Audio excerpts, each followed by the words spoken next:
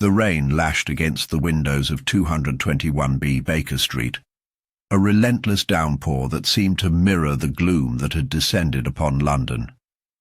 The city, cold and dark, offered little respite from the weight of the world, but inside the modest, flat of fire crackled in the hearth, offering some warmth.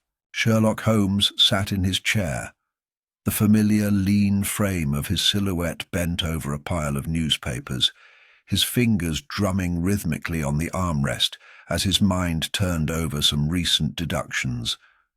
Dr. John Watson, ever the companion, was seated across from him, idly leafing through a medical journal.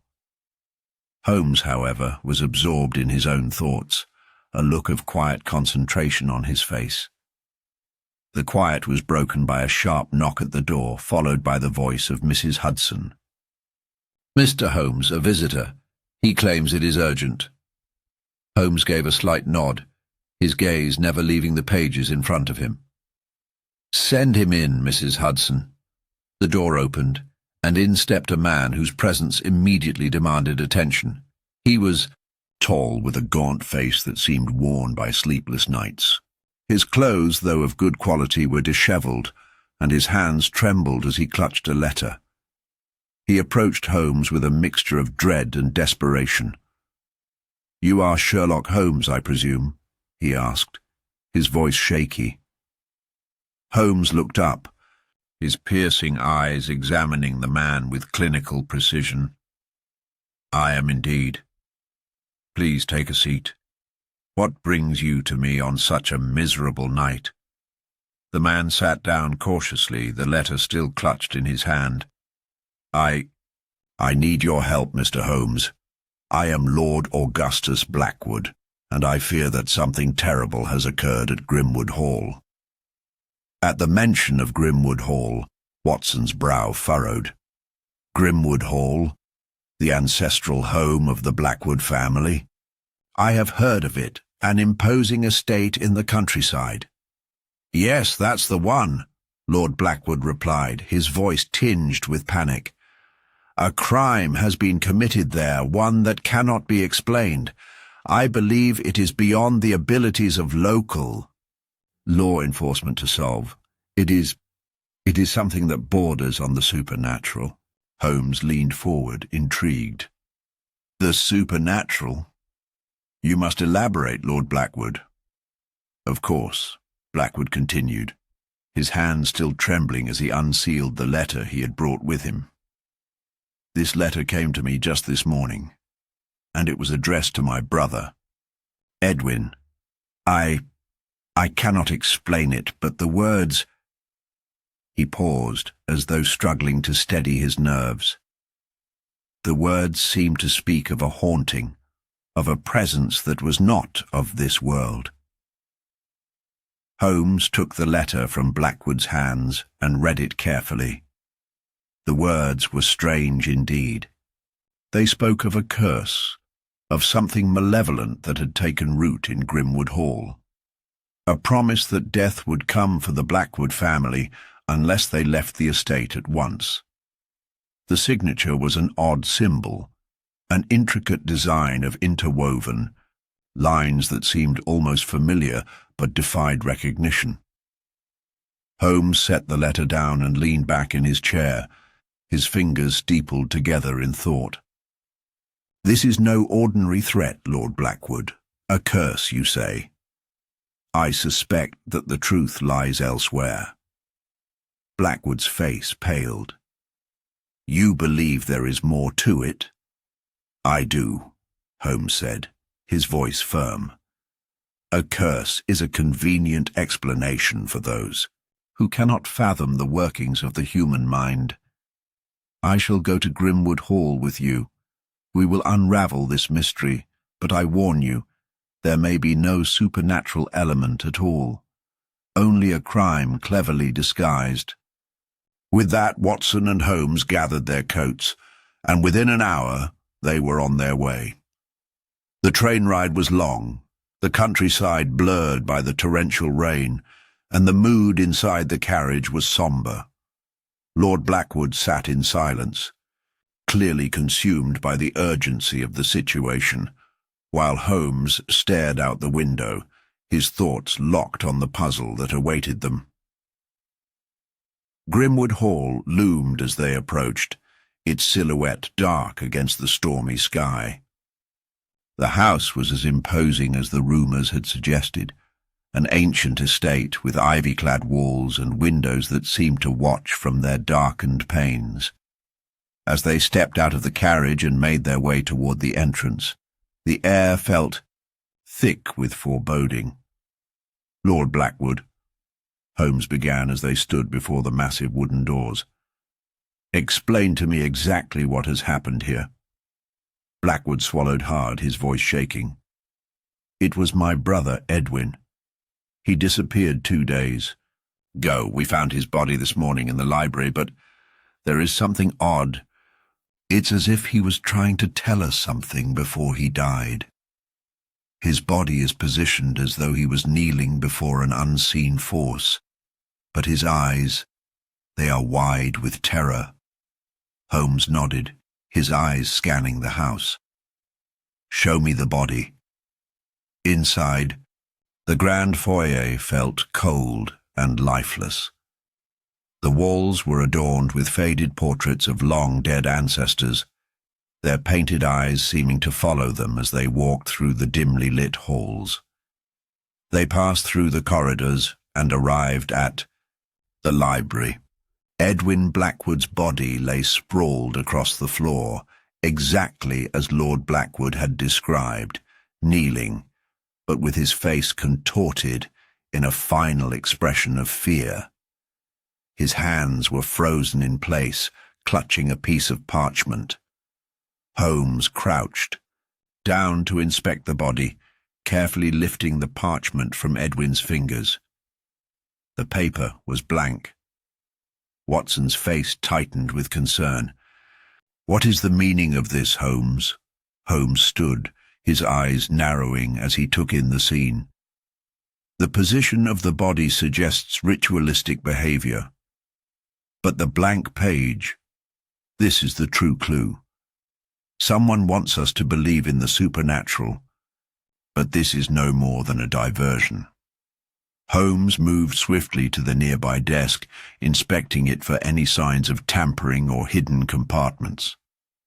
The fireplace was cold, the heavy curtains drawn tightly shut, and the only noise was the echo of the storm outside. But then Holmes stopped, his eyes flickering toward a narrow gap in the wall behind the bookshelves. "Watson, I believe we are about to uncover something much darker than we anticipated," Holmes murmured. "This is no haunting. It is a carefully orchestrated crime." Holmes's eyes remained fixed on the narrow gap between the bookshelves, a subtle fissure in the otherwise pristine wall.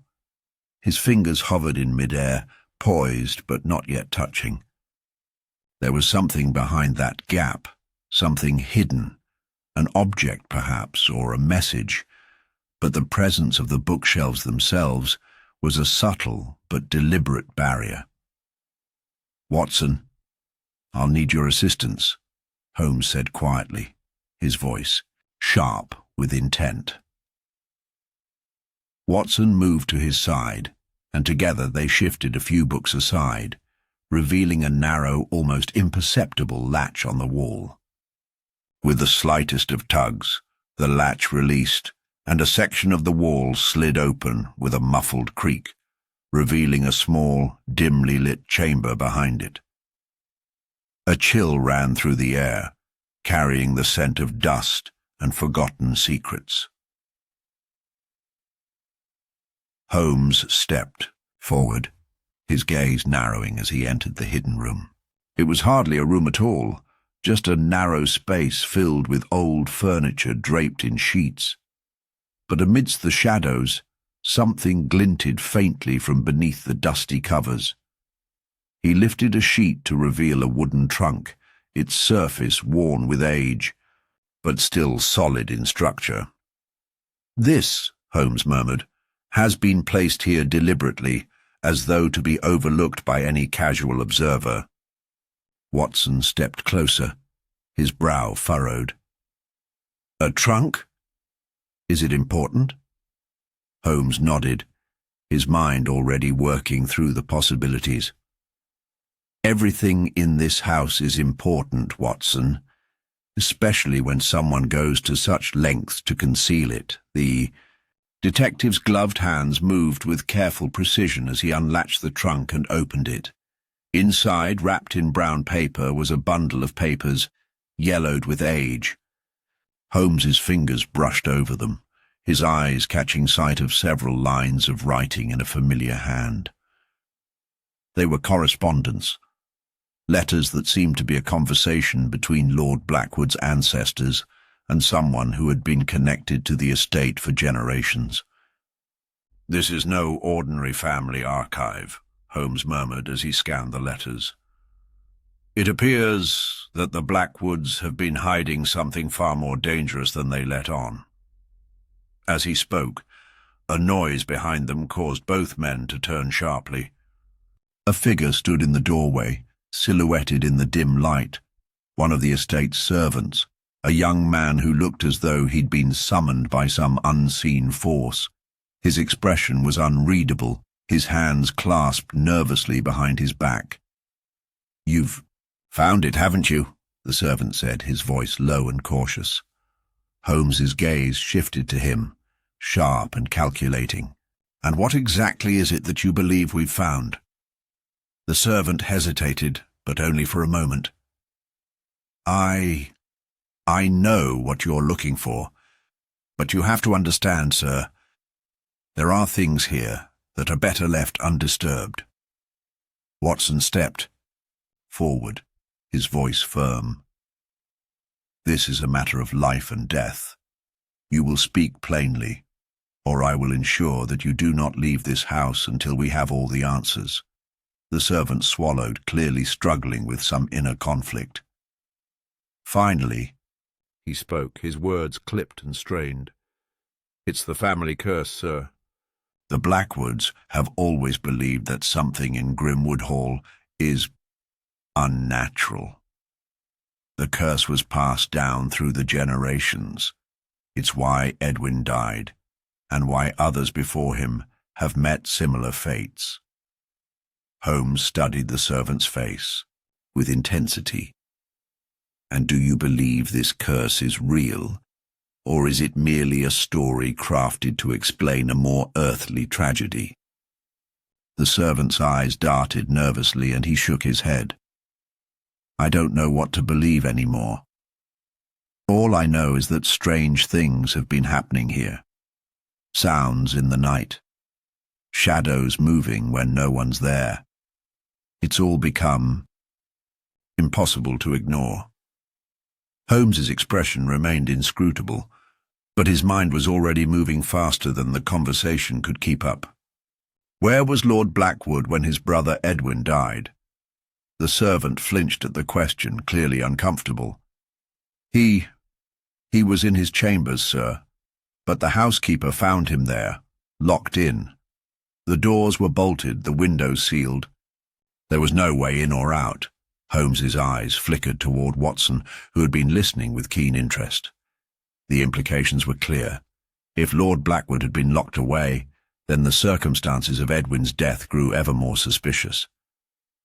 "We shall speak with your master shortly," Holmes said coolly, his voice still calm despite the rising tension. "But for now, I must inspect the remainder of this room." With a subtle motion, Holmes dismissed the servant, who nodded nervously, before retreating. Holmes returned his focus to the trunk and its contents. The letters spoke of a family embroiled in secrecy, but it was the final letter that caught his attention, its contents describing a hidden passage beneath the estate, one that led to an underground chamber known as the Vault. "The Vault," Holmes murmured, as if tasting the words. "This may explain everything." He turned to Watson, his expression suddenly intense. "We are missing a key element, Watson. Someone in this house is deceiving us, And it's no longer simply a matter of uncovering the truth behind a mysterious death. It's about the lengths to which someone will go to keep it hidden. Holmes paused, his eyes scanning the walls as though they themselves might reveal a hidden truth. I believe the answers lie beneath us. We must find this vault. The two men made their way down the hallway, passing rooms that had once been warm, with life, but now seemed empty and cold. The storm outside raged louder, the wind howling against the walls of Grimwood Hall, as if nature itself were reacting to the tension that had built in the house. They arrived at a staircase that spiraled downward into the dark recesses of the estate. The air grew colder as they descended, and a palpable sense of dread began to settle over them. The further they went, the more oppressive the atmosphere became, until they reached the bottom, a heavy iron door at the end of a long corridor. Holmes approached it with careful steps, his hand resting on the cold handle. As he turned it and the door creaked open, he was met with a sight that sent an unexpected shiver down his spine. The vault was no mere cellar. It was a chamber, vast and dimly lit by a single flickering candle. And in the center of the room stood a figure, a tall, cloaked man, his back to them, holding something in his hands. As the figure turned, Holmes's heart skipped a beat. It was Lord Blackwood. And in his hands he held a knife, its blade gleaming in the low light. The flickering candlelight cast long, unnerving shadows across the cold stone walls of the vault, where Lord Blackwood stood, knife in hand. His eyes were wide, his face pale, but there was something unsettling about his posture, a stiffness that seemed out of place. The moment stretched taut with suspense, the air thick with the tension of a dozen unspoken questions. Lord Blackwood, Holmes's voice rang out, cutting through the oppressive silence. Put the knife down. The man flinched, his grip tightening around the handle for just a moment before he slowly lowered it, the blade clinking softly as it made contact with the stone floor. He stood there, trembling, his breath shallow and rapid. It was clear from his wild eyes that he was not in control of his actions. Holmes, Watson said, his voice low but steady. What is going on here? This is not the Lord Blackwood we were told of. Holmes didn't answer at once. He was watching Blackwood carefully, piecing together fragments of information. His mind, ever methodical, churned through the inconsistencies and the subtle cues. There was something deeply wrong, but it wasn't as simple as Blackwood being the perpetrator. The situation was far murkier. Lord Blackwood, Holmes finally said, his voice calm but firm, why did you bring us here? And why exactly are you holding that knife? Blackwood's eyes flickered and his mouth opened as though to speak, but no words came. His hand trembled visibly, and it wasn't just the cold that made him shudder. There was something else. A fear, yes, but also a layer of guilt. Holmes could see that much. I don't understand, Blackwood whispered, almost to himself. I thought I had to. I was trying to protect them, but now it's too late. Watson stepped closer, a frown etched deeply on his face. Protect who, my lord? From what? Blackwood's gaze darted nervously between the two detectives, as if unsure whom to trust. My brother, Edwin. I did what had to be done. He was going to reveal everything, and it couldn't happen.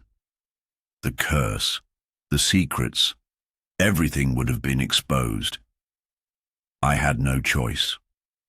Holmes's eyes narrowed, taking in every subtle change in Blackwood's demeanor. A curse, you say? And yet, You do not seem like a man under the influence of such forces. You seem rather aware of your actions." The man's eyes filled with confusion, and a flicker of realization passed through his face. I'm not sure anymore. I don't even know what's real anymore. They told me it was for the best, to protect the family, protect the legacy." "Who told you, Lord Blackwood?" Holmes asked, his voice sharp now, pushing for an answer. The Lord's eyes darted away, his mouth twisting in frustration. I can't say.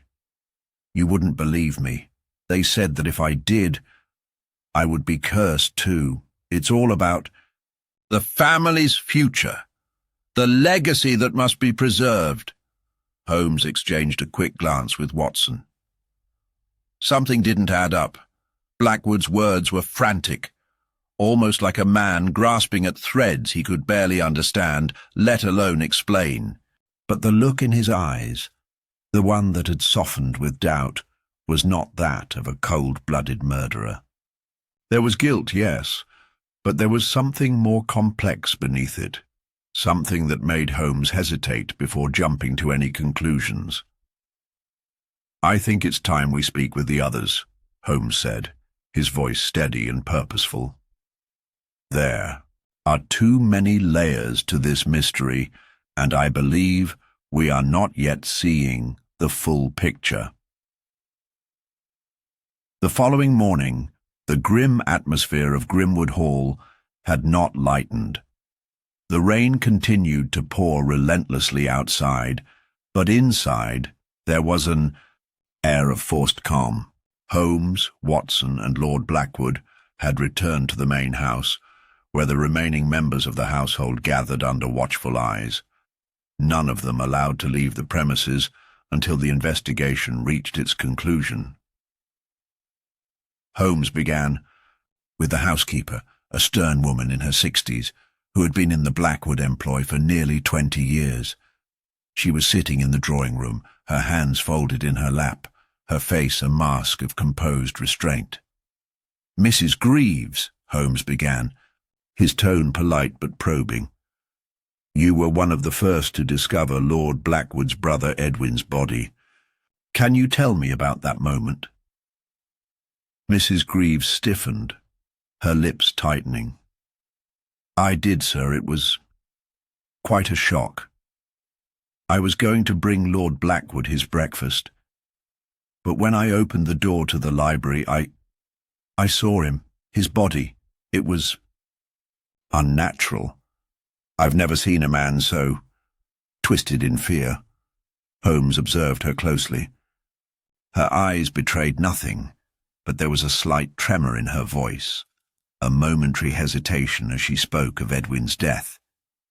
"Did you touch anything in the room? Move anything?" "No, sir," Mrs. Greaves replied firmly. I did not want to disturb anything. I called for help immediately." Holmes nodded, his gaze not leaving her. "And the letter that Lord Blackwood received, was it you who brought it to him?" She hesitated for the briefest moment before replying, "No, sir, I never brought him a letter, but I did see it lying on the desk when I went in to clean earlier that morning. It looked strange, like it had been opened already." "Strange how?" Watson asked, leaning forward with interest. "Well, it was sealed with a peculiar mark. I couldn't make out what it was, but it wasn't like any seal I had ever seen before." Holmes's brow furrowed slightly, his mind connecting the dots between the sealed letter and the symbols he had seen in the hidden letters the night before. "Thank you, Mrs. Greaves," Holmes said, his voice calm, though his mind raced with new questions. There were inconsistencies, small details she hadn't elaborated on. She was withholding something, but whether it was out of fear or deception, he couldn't yet say. Holmes's next conversation was with the young servant, the one who had confessed his fears about the so-called curse the night before. The servant seemed skittish, his eyes darting around the room as though afraid of being overheard. Holmes wasted no time. "Tell me, Henry," Holmes began, his voice smooth but firm. "What do you know about the letter that Lord Blackwood received? Were you involved in bringing it to him?" Henry shifted uncomfortably in his seat, his hands clasped tightly in his lap. I didn't bring it to him, sir. But I saw it. I saw it the night before, after everyone had gone to bed. It came with the Morning Post. I was the one who found it, but it wasn't meant for me to see. I didn't know what it meant, so I just left it." "Did anyone else see it?" Holmes pressed, his eyes narrowing slightly. "I don't know. But I think someone might have been following me. I've felt like I've been watched since the moment it arrived." The young man's unease was palpable now, and his admissions left Holmes with more questions than answers. Who else might have been involved, and why was the servant so afraid of being watched? Each person, it seemed, held a piece of the puzzle, whether deliberately or unknowingly. Some were eager to cooperate, others reluctant, but all of them contributed to the growing sense of unease that surrounded Grimwood Hall. Small contradictions began to appear too, little fragments that didn't align with the narrative that had been presented so far. Holmes remained calm and observant, his mind already beginning to connect the dots. The deeper he dug, the more layers he uncovered. It was clear now that the truth was far more intricate than anyone had anticipated, and that someone in the house was lying, weaving a tale of deception and hidden motives. The game was on, and Holmes knew that only by exposing the lies could the true culprit be revealed. But who was the deceiver? And what was the secret they were so desperate to protect? Holmes sat alone in the study, the fire crackling softly as the room grew dark around him. His fingers were steepled beneath his chin, the rhythmic motion of his mind now in full swing. The evidence was mounting, but with every piece of information, the case seemed to become more labyrinthine, a maze of tangled motives where greed, fear, jealousy, and desperation all played their part. Theories swirled in Holmes's mind, each one more convoluted than the last. Every suspect had a reason to be involved, each with their own hidden desires, unspoken fears, and personal grievances. But the more Holmes considered the possibilities, the more it seemed that the case had no simple explanation. Not yet. Watson had returned from another round of questioning, but the grim look on his face suggested that the investigation had yielded little more than uncertainty. "Any progress, Watson?" Holmes asked, not lifting his gaze from the flickering fire. Watson shook his head, his face weary. "It seems every new conversation leads only to more questions. Mrs. Greaves insists she knows nothing about the family's affairs beyond her duties, but I don't trust the way she dodged a few of ours. Your inquiries. And Henry, the servant, he's more frightened than ever, but he won't reveal who's behind this strange sense of surveillance he keeps mentioning." Holmes nodded thoughtfully, his eyes never leaving the flames. "Each of them has something to hide, Watson. Greaves is the most composed of them all, but her refusal to answer specific questions is telling. As for Henry, his fear isn't simply about the curse, though it's a convenient excuse. He knows more than he's letting on. Of that I'm certain." Watson frowned, sinking into a chair by the fire. "But it's all so complicated. Why does it feel like no one is telling the truth?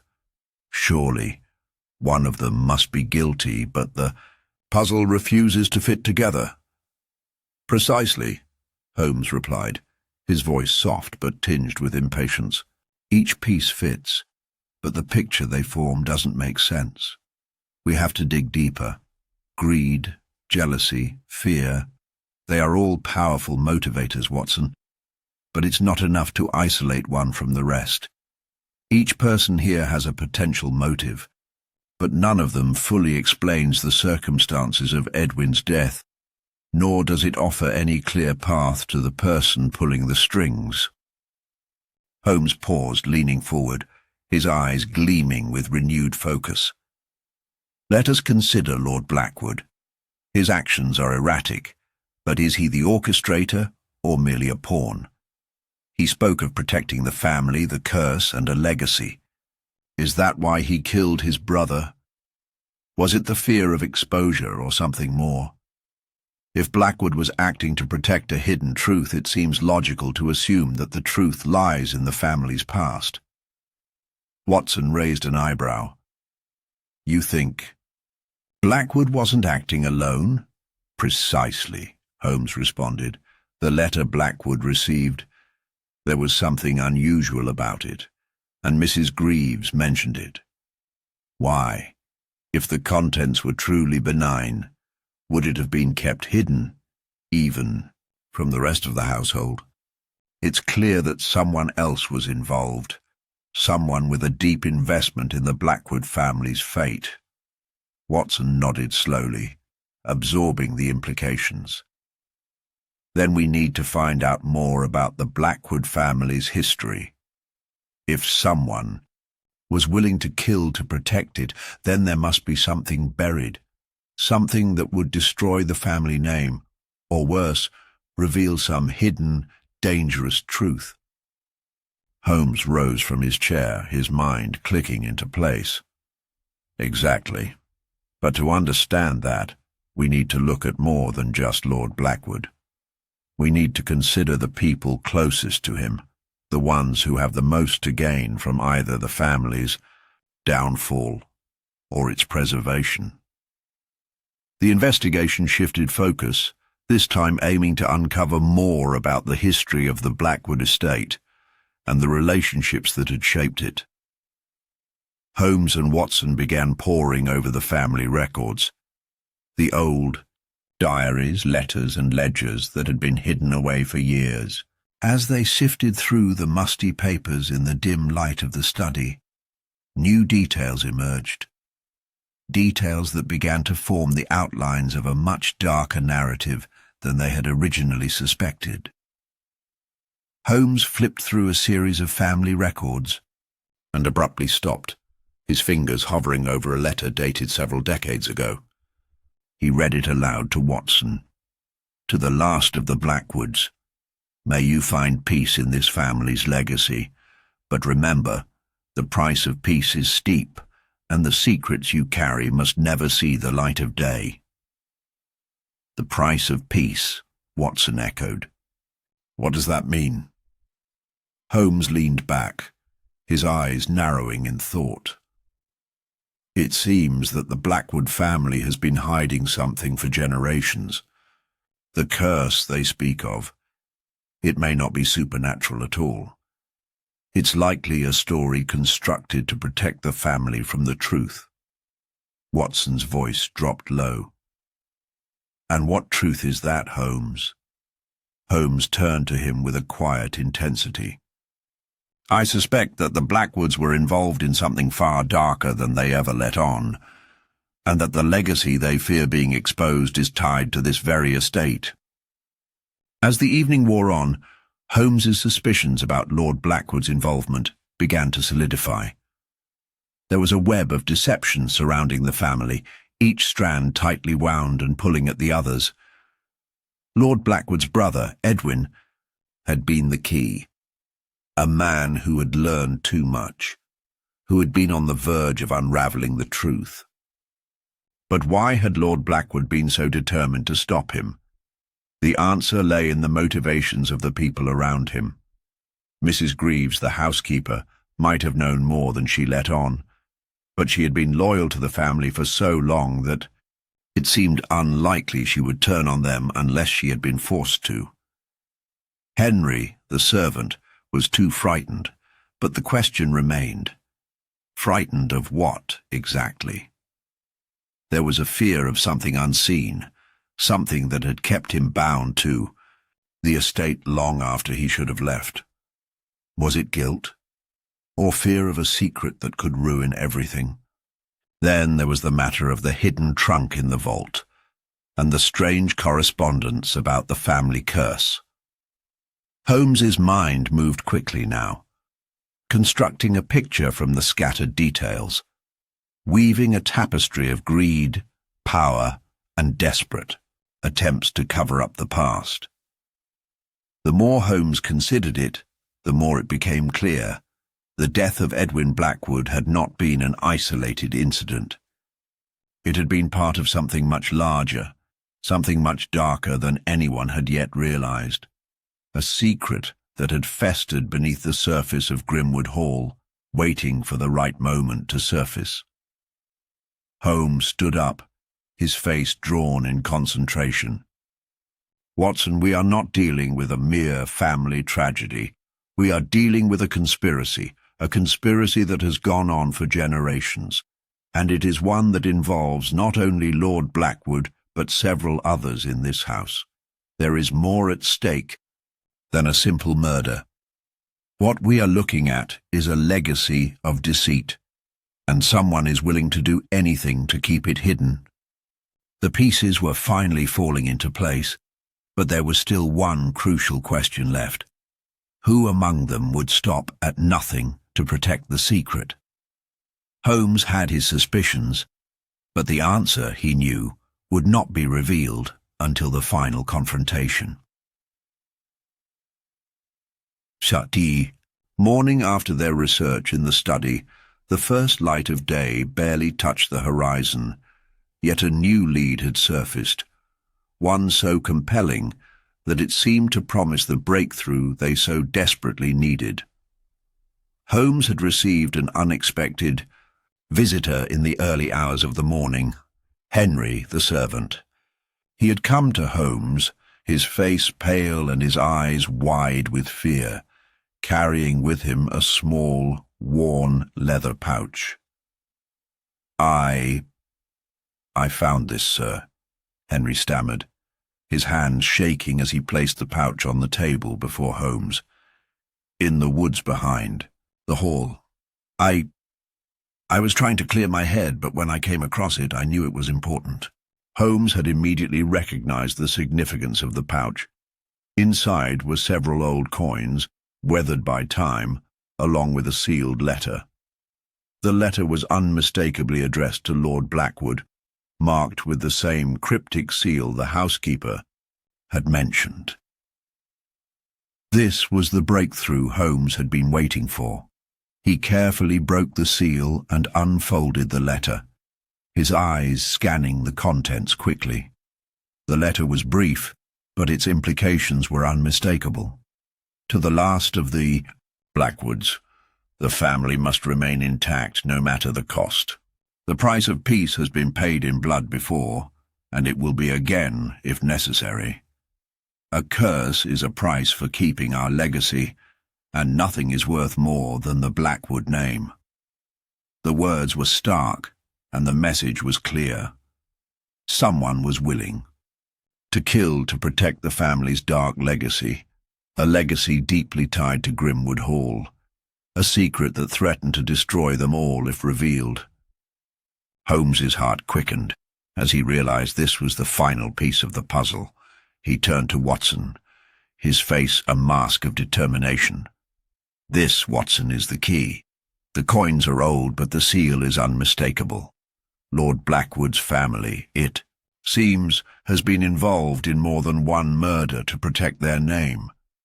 Edwin must have discovered something he wasn't meant to, something that led him to try to reveal the truth."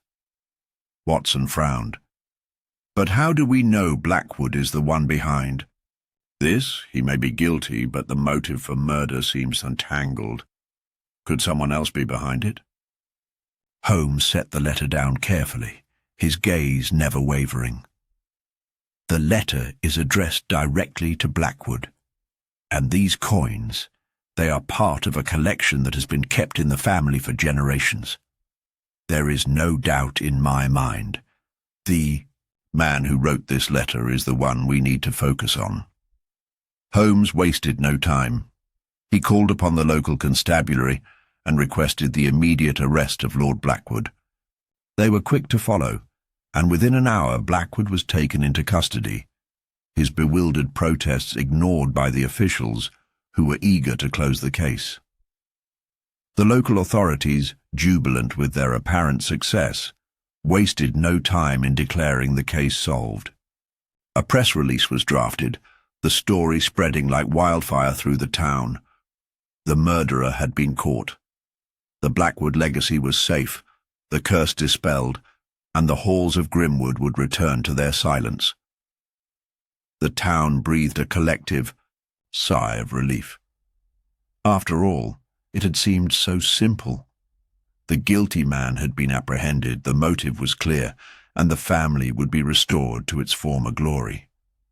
Yet, as the hours passed, Holmes found himself unsettled. There was a nagging feeling in the back of his mind, a growing sense that something wasn't right.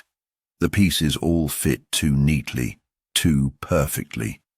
The letter was damning, the coins were a clear connection to Blackwood, and yet something about the situation didn't align. Holmes stood in the darkened study later that evening, the storm outside now a full-blown tempest, the wind howling through the broken windows.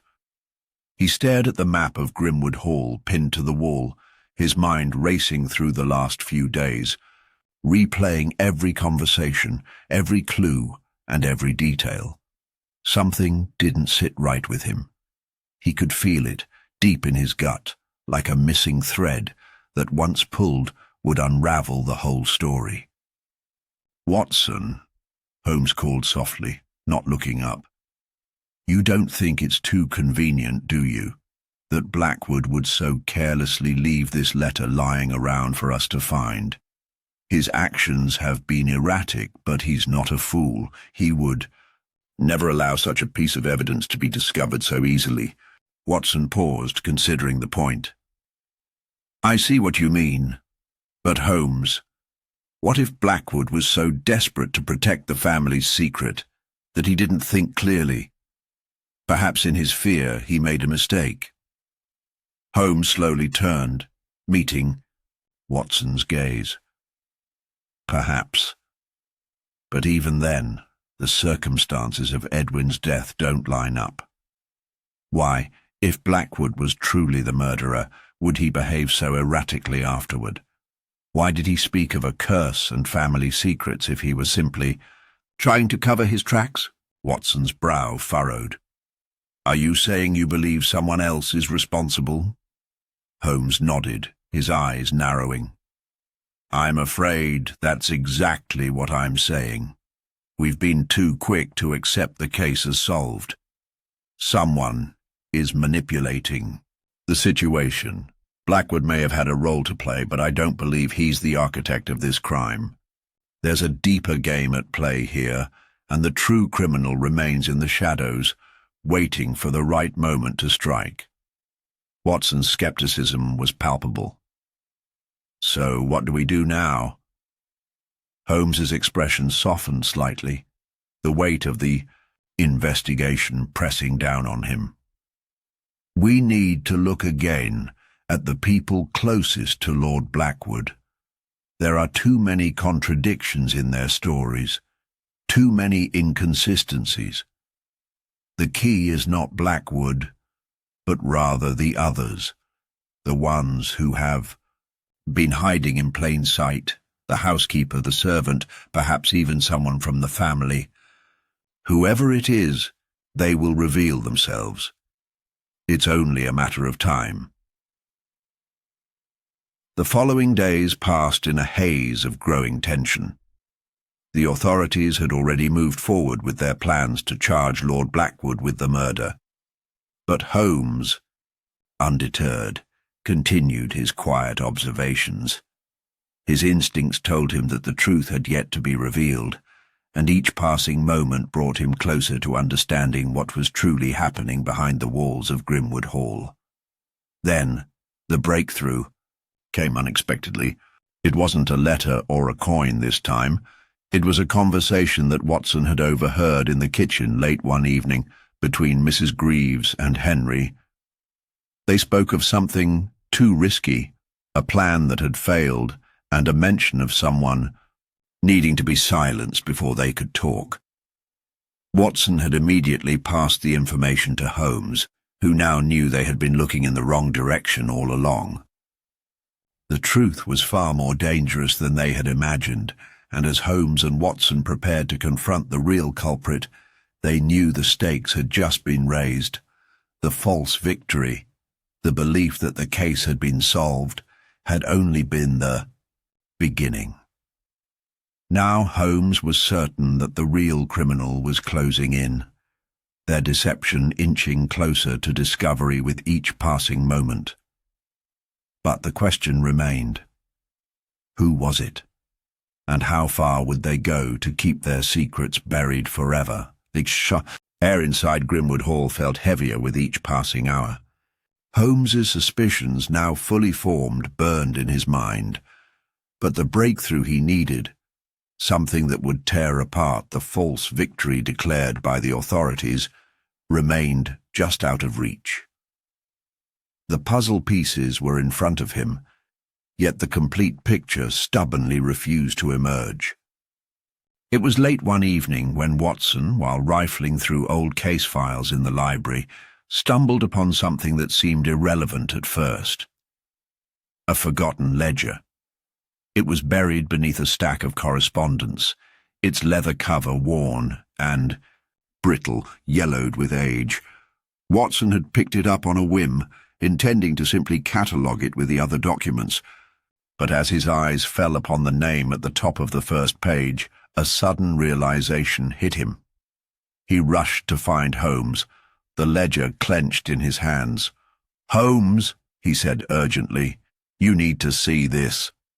Holmes, seated by the fire, looked up with his usual quiet intensity. "What is it, Watson?" Watson handed him the ledger, his fingers trembling. "It's from a case from years ago. A missing person, Lydia Marshall. She disappeared from this very estate over 25 years ago, and the investigation was quietly closed. But look at the names mentioned in the case notes." Holmes's eyes narrowed as he flipped through the brittle pages, his fingers tracing the ink. The case seemed unrelated at first, a simple disappearance. But as he read further, the names began to stir something deep within his mind. Lydia Marshall. The name had been mentioned in the letters they'd found in the study. It was a name connected to the Blackwood family, to a scandal long buried. "Ah," Holmes murmured, more to himself than to Watson. "Of course. How could I have missed it?" Watson leaned forward. "What is it, Holmes? What connection am I missing?" Holmes turned to face him, his eyes sharp with sudden clarity. Lydia Marshall was once involved with Lord Blackwood's older brother, Algernon Blackwood. He was quite the character, known for his questionable affairs. But what's more interesting is that Lydia Marshall's disappearance, long presumed accidental, was anything but. She was murdered, Watson, and the motive was tied directly to a secret within the Blackwood family. A secret that they have spent the better part of 3 decades burying. Watson's eyes widened in disbelief. "So, this isn't just about Edwin Blackwood. This case, it has its roots in something much older." Holmes nodded gravely, the weight of the discovery pressing down on him. "Precisely. Lydia Marshall was about to reveal a dangerous secret, one that would have torn the Blackwood family apart. She had found out about an illicit affair between Algernon Blackwood and Mrs. Greaves, who had been employed in the house at the time. The affair was hushed up, and Lydia was silenced to ensure it never saw the light of day. Algernon was sent away, and the family's reputation was salvaged. But the tragedy didn't end there. No one knew of the connection between Lydia and Mrs. Greaves, except for a few, including Greaves herself, of course. Watson took a step back, digesting the implication. So, this affair, it ties Mrs. Greaves to a much darker part of the family's history. Holmes's gaze hardened. It ties her to a far more dangerous conspiracy than anyone realizes. She was an integral part of the cover-up. She may have been loyal to the family, but her loyalties were always tied to a secret she was willing to protect at all costs. The implications were chilling, and as Holmes reflected on the events of the last few days, he began to see the threads weaving together in a way he had missed before. The motives, the hidden connections, the webs of deception, everything had been a carefully crafted mask designed to protect a much older sin. Mrs. Greaves's role in this was not merely that of a loyal servant, it was that of a guardian of a family's darkest secrets. Holmes stood abruptly, his mind spinning with new information. We need to speak with her immediately. There is no more time to waste. By the time they reached the kitchen, Mrs. Greaves was already there, as if waiting for them. Her pale, drawn face betrayed nothing of the storm that was brewing just beneath the surface, but Holmes could see the wariness in her eyes as they entered. She had known in her bones that something was about to break. Mrs. Greaves, Holmes began, his voice calm but direct. We've learned of your past connection to the Blackwood family, particularly in regard to a scandal involving Algernon. Blackwood and Lydia Marshall, I need you to explain why you have never mentioned it. The woman stiffened, her hands trembling as she set down the tea kettle she had been holding. For a moment, she said nothing, and the silence in the room grew thick with unspoken words. Then, slowly she met Holmes's gaze. I've told you all I can, she replied, her voice hoarse. The past is buried, Mr. Holmes. The Blackwoods made me swear to keep their secrets, and I have, until now. But this situation with Edwin, it's too much. I had to protect them. I had to protect him. Holmes pressed forward, his mind working at full speed. Protect him from what, exactly? From the truth. From what happened to Lydia Marshall. The woman flinched at the mention of Lydia's name. You don't understand, she whispered, her voice trembling. Algernon didn't kill her, but he was complicit in it. They were going to expose him, the affair, the child she was carrying. The Blackwood name would have been destroyed, and so they made sure Lydia vanished. The family's reputation meant more to them than anything else. Even her life. Holmes's brow furrowed as he processed the confession. And you were part of that? You helped cover it all up?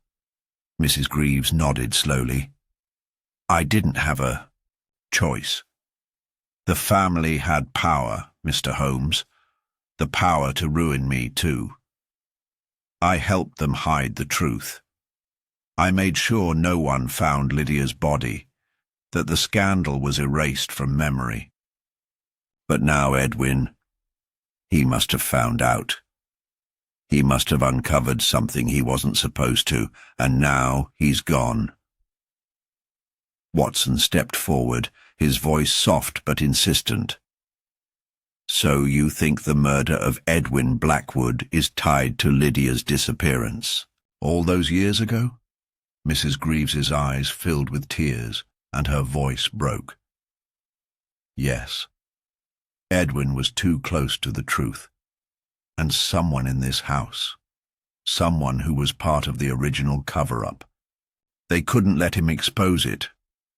The past had to stay buried, no matter the cost. Holmes stood in silence for a moment, his mind racing. Everything was beginning to make sense. The clues, the letter, the coins, the strange behavior of those around Edwin had all led to this point. The murder wasn't just about Edwin. It was about a secret buried long ago, a secret that someone was willing to kill to protect. And now, as the shadows of the past came into full view, it was clear that the real criminal was not just trying to protect the Blackwood family's reputation. They were trying to prevent a scandal that would undo everything. The question now, however, was who among them would go to such extreme lengths to bury the past forever. Holmes's gaze flicked toward the door, knowing that the final confrontation was imminent. The truth, once again, was close, but so was the danger. The room grew colder as the shadows stretched across the stone floors, but Holmes's mind was a furnace of thoughts, the heat of his deductions beginning to crystallize into something sharp, something undeniable. Mrs. Greaves's confession had been crucial, but it had only scratched the surface. There was still much to uncover, and he could feel the web tightening around him, each thread more complicated than the last. In the hours that followed, Holmes had given much thought to his next move. The standard methods of inquiry had brought them here into a tangled past of lies, half-truths, and carefully concealed motives. But now Holmes needed something more. He needed a crack in the walls, a clue that would expose the true face of the criminal hiding behind layers of deception. And for that, he would have to employ a more unorthodox approach. It was in the late afternoon when Holmes, after hours of deliberation, turned to Watson with a sudden clarity. "We need to test the housekeeper," he said simply. "She's too composed, too careful. We must make her slip, reveal her true nature." Watson, still processing the revelation about Mrs. Greaves's past, raised an eyebrow. "You think she's still hiding something, after all that she said?" Holmes stood, his gaze fixed on the hallway outside. "She's been too forthcoming with some things, Watson, almost as though she's trying to steer us toward certain conclusions. People like her rarely reveal so much unless they know exactly how it will be used. We must make her think she's in control, just long enough for her to let something slip." Watson considered this, then nodded. "So, what do you suggest?" Holmes's lips curled into a smile that was anything but warm. "We will confront her with a fabricated detail. A small, insignificant lie that will seem harmless at first, but will, when questioned further, expose the cracks in her facade." Holmes's plan was simple, yet it relied on the careful manipulation of Mrs. Greaves's emotions. The idea was to plant a small, seemingly innocuous detail, one that only the murderer would know, and then watch her reaction. He needed to see whether she would reveal the smallest of inconsistencies, a crack in her carefully constructed persona. The moment came that evening as Holmes and Watson sat in the drawing-room, where Mrs. Greaves was, as always, a constant presence in the background. Holmes had been studying the room for hours, observing her movements, the way she interacted with the environment, as though looking for some hidden tell that might expose her true nature. Holmes had one of the old letters from the Blackwood family in his hands, though he had altered a detail in one of the paragraphs, a detail that would never have been known to the housekeeper. It was a subtle change, an innocuous fact, but it was just enough to set the trap. As Mrs. Greaves entered the room to replenish the tea, Holmes casually leaned back in his chair, eyeing her closely. "Mrs. Greaves, I was just reading through some of the older Blackwood correspondence," he said, his voice steady, drawing her attention. "There's something interesting here. It seems that Lord Blackwood had made an unusual request regarding Lydia Marshall's belongings. He ordered that all letters from her be burned, but one was to be kept for sentimental reasons. A strange detail, don't you think?" At the mention of Lydia Marshall, Mrs. Greaves froze for just a moment. A fleeting flicker of panic flashed in her eyes, but it was gone before Holmes could fully process it. She quickly recovered her composure, her face settling into its usual mask of serenity. "I suppose that's not surprising," she said in a measured tone, her voice almost too calm. "The Blackwoods have always been protective of their secrets, Mr. Holmes." Holmes leaned forward, his eyes narrowing slightly. "Indeed. But what struck me as curious was that this one letter wasn't burned. It was hidden away in the library, in a false compartment in the desk. You wouldn't happen to know anything about that, would you, Mrs. Greaves?" She blinked, a momentary hesitation before her lips parted to respond. I wouldn't know anything about that, sir. As I said, the Blackwoods have always kept their affairs private. There's nothing unusual about that." Holmes observed her intently, noting the slight tightness around her mouth, the subtle stiffening of her posture. A small crack had formed, but it wasn't enough. He pressed further, his voice casual, as though the matter were no more important than the weather. "Curious, isn't it, that such a letter would have been kept hidden rather than destroyed? Almost as if someone feared it might one day be found. Perhaps it was that letter that contained the family secret, the one they've worked so hard to protect." Mrs. Greaves's eyes flickered toward the door as if considering making an exit, but she forced herself to stay still. "You're grasping at shadows, Mr. Holmes," she replied, her tone now laced with a hint of impatience. "There's nothing to find in that old correspondence." "Nothing of consequence." Holmes smiled faintly, watching her every movement with unwavering attention. He could feel the walls beginning to close in on her, the subtle pressure building. "You're quite right. Mrs. Greaves, nothing of consequence at all." He paused, giving her a knowing glance. "But what if it wasn't just a letter, but something else? Something that would expose a much darker truth. Perhaps you're the one who knows where it's hidden." She stiffened at the implication. "I do not know what you mean, Mr. Holmes," she snapped, her calm demeanor cracking for the first time. "I'm simply a servant here. I have no part in these old family matters." Holmes stood up slowly, his presence towering over her. He had pushed her to the edge, and now he would wait. "You are more than just a servant, Mrs. Greaves. You are a key player in this family's history, and you know better than anyone that some secrets are too dangerous to remain buried." For a moment there was a long, silent pause, the tension hanging thick in the air. Mrs. Greaves looked as if she might crumble under the weight of her own guilt, but then, with a sudden sharpness, she spoke, her voice laced with finality. "I won't let you destroy everything we've built, Mr. Holmes." It was then that Holmes knew. The housekeeper had crossed a line, revealing not just her desperation, but her fear. She had allowed herself to reveal too much. The seemingly innocuous comment about the hidden letter had sparked something deeper in her, a desire to protect the past at any cost. The truth about Lydia Marshall and the Blackwood legacy had been too much for her to bear. Holmes turned to Watson, his face grim but satisfied.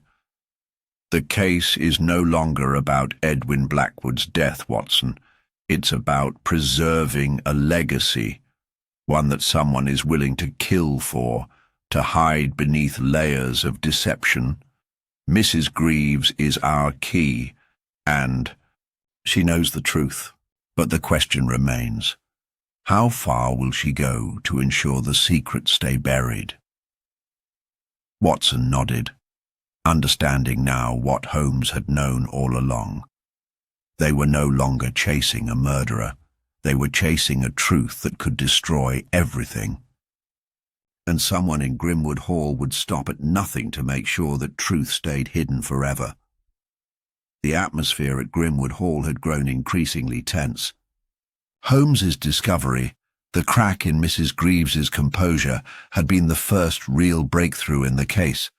But the more they uncovered, the deeper the mystery seemed to grow.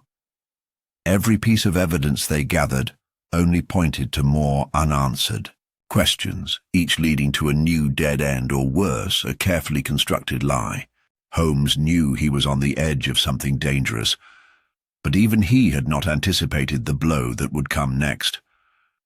It was a quiet evening when the unthinkable happened.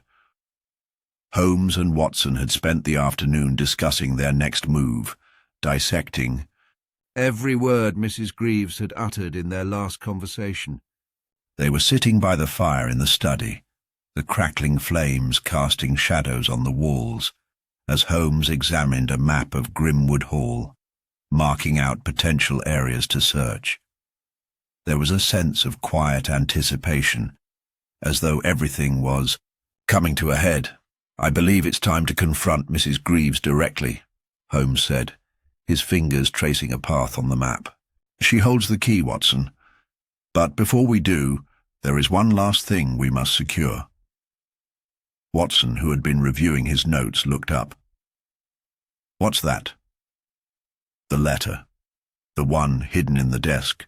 The one we spoke of earlier," Holmes replied. "It may contain more than just secrets about Lydia Marshall. It may very well be the missing piece we need to understand the full picture." Watson nodded, a look of concern flickering across his face. "It's hidden somewhere in the library, you believe?" Holmes nodded. "The compartment beneath the floorboards. It's the most likely place." The two men set out immediately, making their way through the dimly lit hallways of Grimwood Hall, their footsteps echoing in the silence. As they passed by the grand staircase and headed toward the library, Holmes's mind raced. He had felt the shifting tides of the investigation, each step taking him closer to the truth, but each answer leading to even more treacherous waters.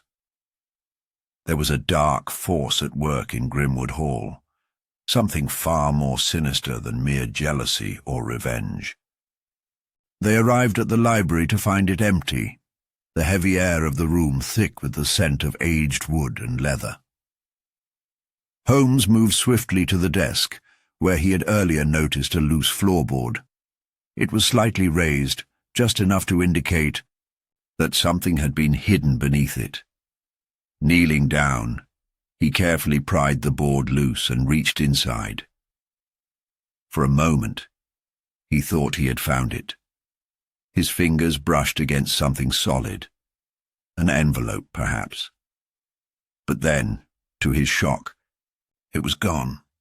The compartment was empty. "Watson," Holmes said sharply, his voice steady despite the growing knot of unease in his stomach. "The letter is missing." Watson leaned over his shoulder, his brow furrowed. "What?" "But it was here earlier." "We saw it." "I know," Holmes replied, his mind working quickly. "It's been taken." He rose to his feet, scanning the room. The fire in the hearth crackled softly, its light dancing across the room, but Holmes's attention was focused entirely on the now empty compartment. There was no sign of a break-in, no indication that anyone had entered the library in the past few hours. It was as if the letter had simply vanished into thin air. "Someone is trying to stop us," Holmes muttered under his breath. Someone who knows we're getting closer. Watson looked around the room, his gaze narrowing. But who could have done this? We were the only ones here. Holmes stood still for a moment, his mind running through the possibilities. It had to be someone who knew the house intimately, someone who understood the significance of the letter. The thief had not just taken a piece of paper, they had stolen a key to the entire mystery. "The housekeeper," Holmes said suddenly, his voice cold with realization. "It must be her. She was in the room earlier, after all, and we know she has been keeping secrets." "We can't be sure," Watson said, his expression one of doubt. "There's no proof." "I know," Holmes replied, his tone grim. "But it's the most likely explanation. We'll need to act quickly." They both left the library at once, retracing their steps through the halls toward the servants' quarters. The silence of the house was suffocating, and as they approached Mrs. Greaves's small living space, Holmes felt an uneasy chill crawl up his spine. It was as if the very walls of Grimwood Hall were conspiring against them. When they reached her door, Holmes knocked sharply. No response. He knocked again, louder this time, but still there was nothing. "Is she in there?" Watson asked. Holmes didn't answer at first, his mind already calculating the next move. There was only one way to know for sure. He pushed the door open with a firm hand. The room was empty. The bed was made, the small desk tidy, but there was no sign of Mrs. Greaves. She had vanished. Holmes cursed softly under his breath, frustration rising within him. This was no accident. This was no mere coincidence. Mrs. Greaves had known they were getting too close, and now she had taken action to cover her tracks. "We've been played, Watson," Holmes said quietly, his voice low and dangerous. "The letter was never meant to be found. It was a trap, one that would lead us into a dead end.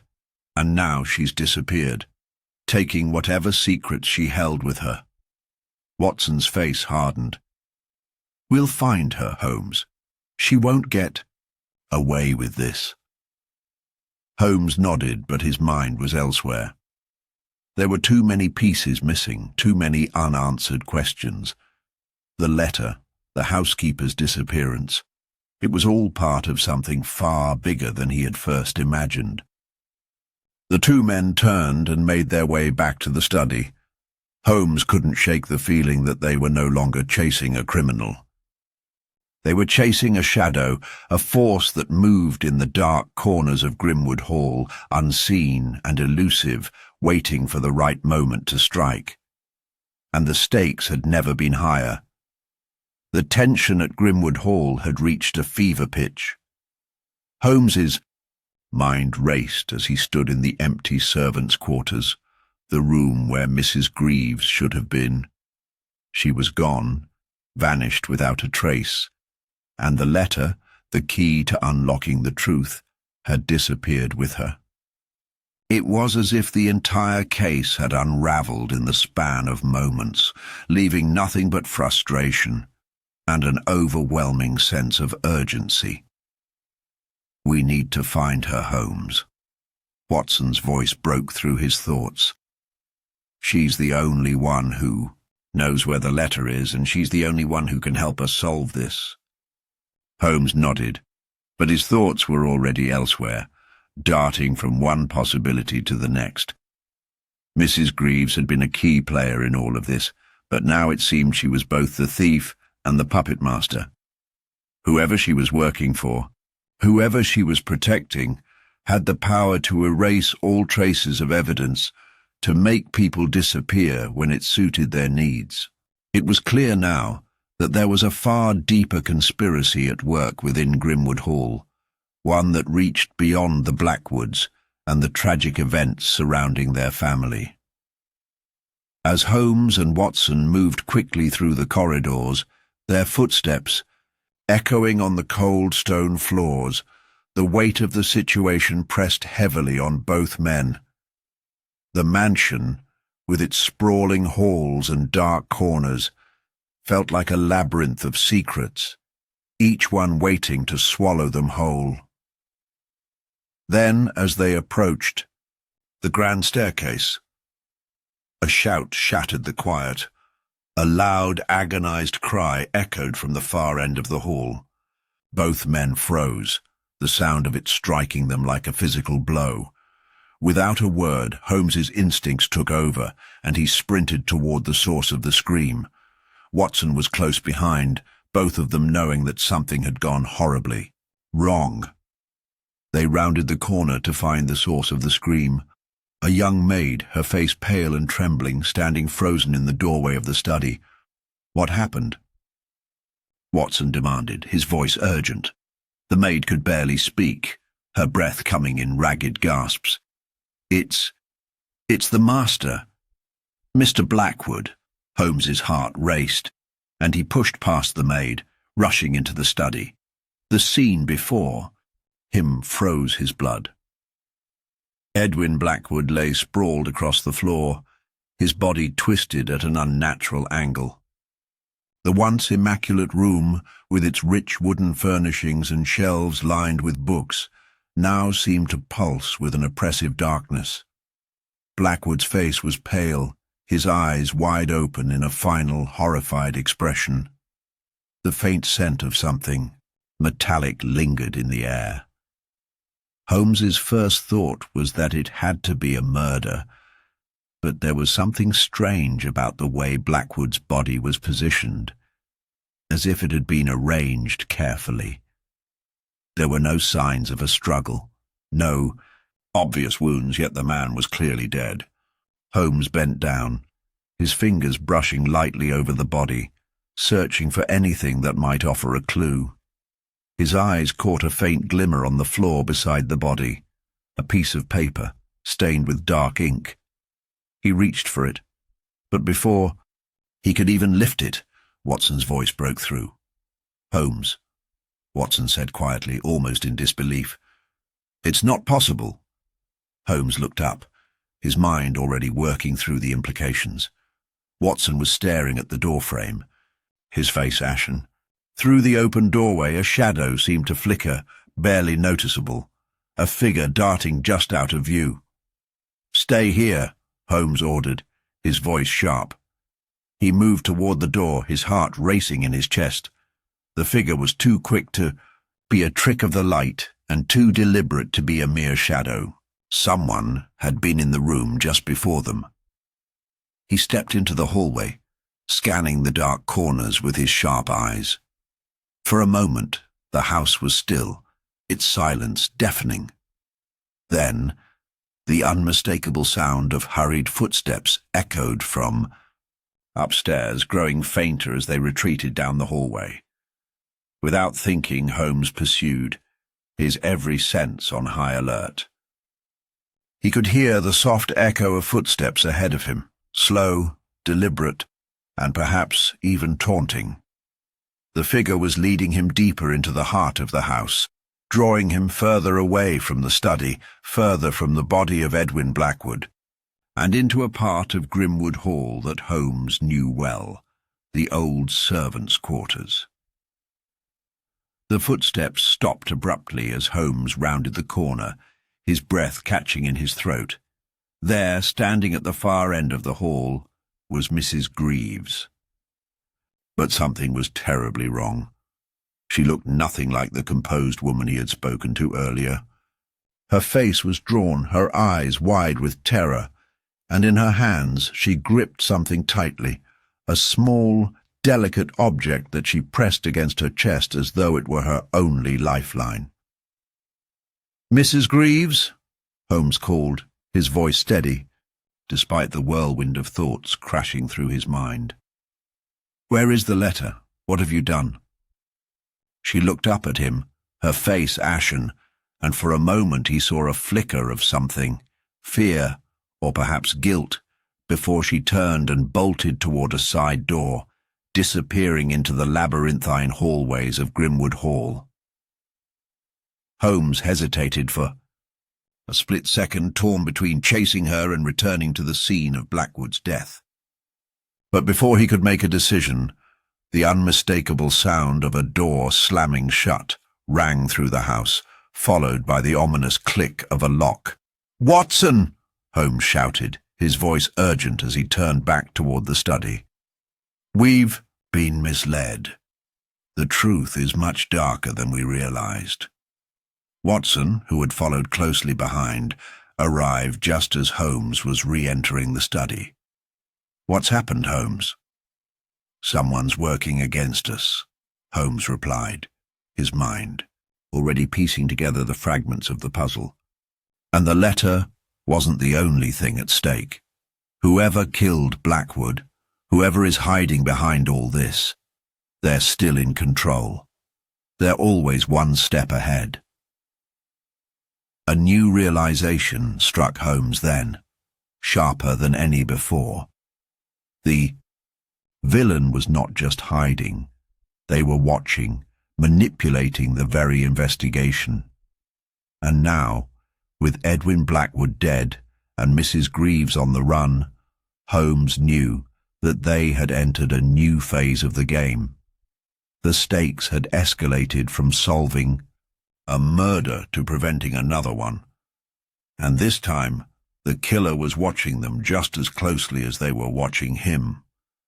As the distant sound of doors locking reverberated through the hallways, Holmes felt the weight of the challenge settle upon him like a stone. This was no longer a mere investigation. It was a race against time, and Grimwood Hall itself was the battleground. The quiet of Grimwood Hall was suffocating, the heavy air thick with unspoken tension. The investigation had spiraled into chaos, with each passing moment revealing more complexity and fewer answers. Edwin Blackwood was dead, Mrs. Greaves had vanished, and the key to understanding it all, the elusive letter, was still nowhere to be found. Every lead seemed to circle back on itself, creating a labyrinth of deception from which there appeared to be no escape. Holmes stood in the study, the weight of the case pressing down on him. He could hear Watson pacing behind him, his steps anxious and uneven. There was an unsettling silence in the house now, as if it too were waiting for something, biding its time. For the first time in the investigation, Holmes felt the familiar thrill of being outmatched. The killer was too far ahead, and every move they made seemed to be a step closer to unraveling the truth, yet it remained just out of reach. But as the seconds ticked by, Holmes's sharp mind began to notice something. It was a subtle shift, something just outside of his immediate thoughts. His gaze flitted from one corner of the study to another as his mind turned over the clues, the faces, the conversations. What had been slipping through his fingers, he now grasped firmly. He turned to Watson, his eyes narrowing with focus. "Watson," he said, his voice steady but tinged with a newfound sense of clarity. "I believe we've been looking at this all wrong." Watson stopped pacing and looked at him, confusion furrowing his brow. "What do you mean?" "The pattern has been in front of us the entire time. We've been chasing shadows, following dead ends." Holmes took a step toward the desk, where Blackwood's lifeless form had been earlier. "But it's not about the letter, nor even the death of Blackwood. It's about something far simpler." Watson watched him closely, still unsure. "You're not making sense, Holmes. What is it that we've missed?" Holmes's lips curled into a small, almost imperceptible smile. "The details, Watson. The ones we dismissed as insignificant.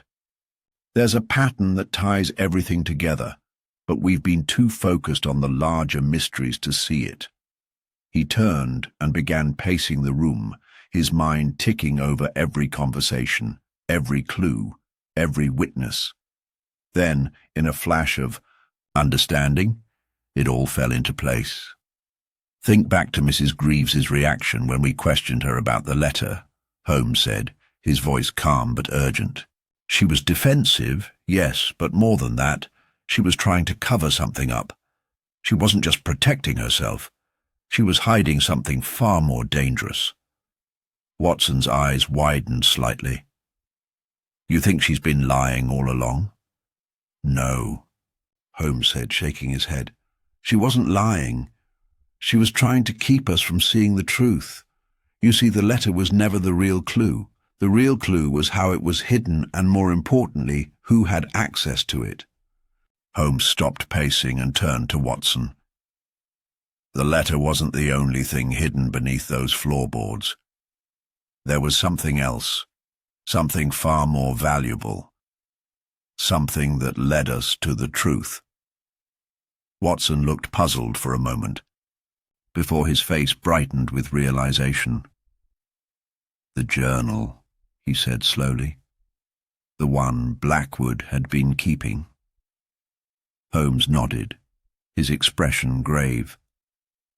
"Precisely. Blackwood's journal was never meant to be discovered. It was the final piece of the puzzle, and the one thing the killer had to erase before it could expose everything." Holmes's mind raced as he pieced together the events. The missing letter had drawn their attention to the Blackwood family's secrets, but it had been a red herring, deliberately placed to mislead them. Mrs. Greaves had been acting as a sentry, ensuring that the journal remained hidden, just as she had guarded the house from prying eyes. But there was one person who hadn't been fooled. One person who had been watching from the shadows. The killer. Holmes's eyes shifted to the mantel above the fireplace, where a small, weathered box sat. The box had caught his attention earlier, though it had seemed insignificant at the time. Now he could see the faint outline of a key resting on the edge, a key that was a perfect match for the one missing from Blackwood's desk.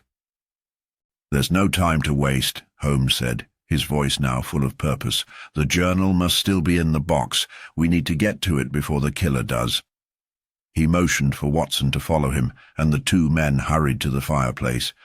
Holmes opened the box with ease, revealing the journal inside, its leather cover worn but its pages still crisp with age. It was the last thing Blackwood had written before his death, and it held the answers they needed. As Holmes flipped through the pages, the details jumped out at him.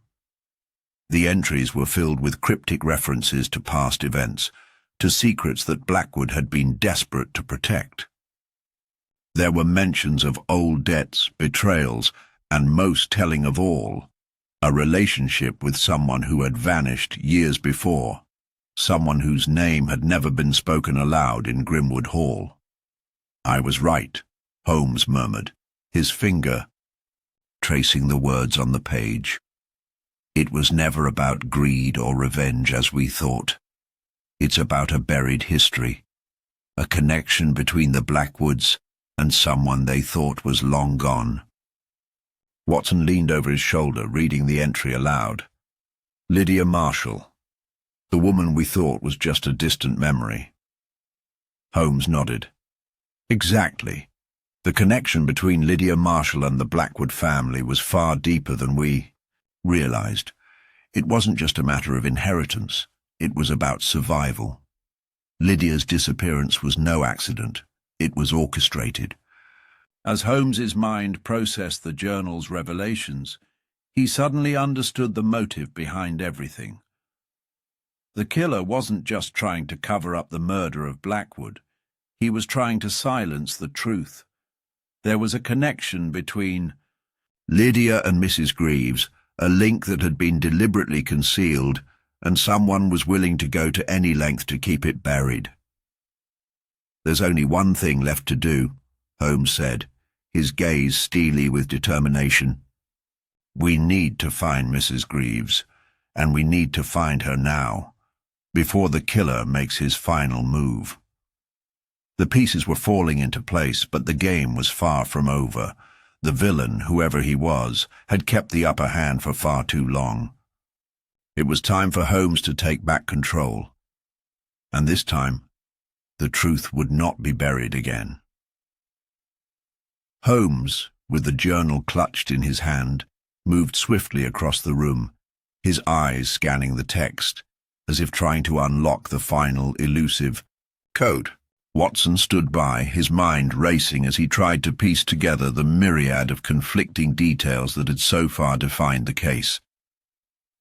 "It's not just about the money, Watson," Holmes murmured, the weight of his realization sinking in.